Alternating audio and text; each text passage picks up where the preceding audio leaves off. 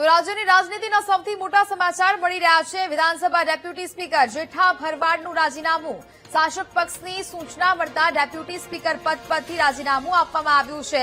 વિધાનસભા અધ્યક્ષ શંકર ચૌધરીએ રાજીનામું સોંપી દીધું છે। મહત્વપૂર્ણ સમાચાર સામે આવી રહ્યા છે। વિધાનસભા અધ્યક્ષ શંકર ચૌધરીએ પોતાનું રાજીનામું છે તે આપ્યું છે। તો જે પ્રકારે શંકર ચૌધરીને આ રાજીનામું સોંપવામાં આવ્યું છે।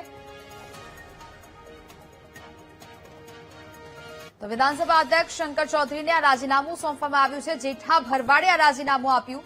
સંવાદદાતા મેહુલ ફોન લાઈન પર જોડાયા છે। મેહુલ, વિધાનસભા ડેપ્યુટી સ્પીકર જેઠા ભરવાડે રાજીનામું સોંપી દીધું છે, શું વિગત?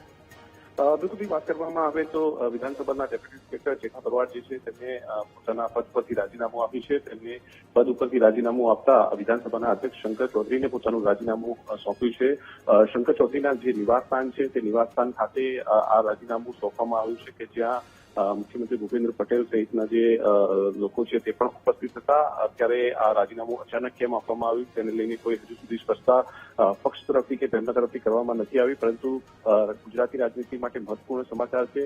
2 મહિનો થઈ ગયા છે મંત્રીમંડળમાં જે ફેરફાર કરવામાં આવ્યો છે, ત્યારબાદ વિધાનસભાની અંદર પણ ડેપ્યુટી સ્પીકર પદેથી જેઠાભાઈ ભરવાડ છે તેમનું રાજીનામું લેવામાં આવ્યું છે અને તે રાજીનામું આ વિધાનસભા અધ્યક્ષને સોંપવામાં આવ્યું છે।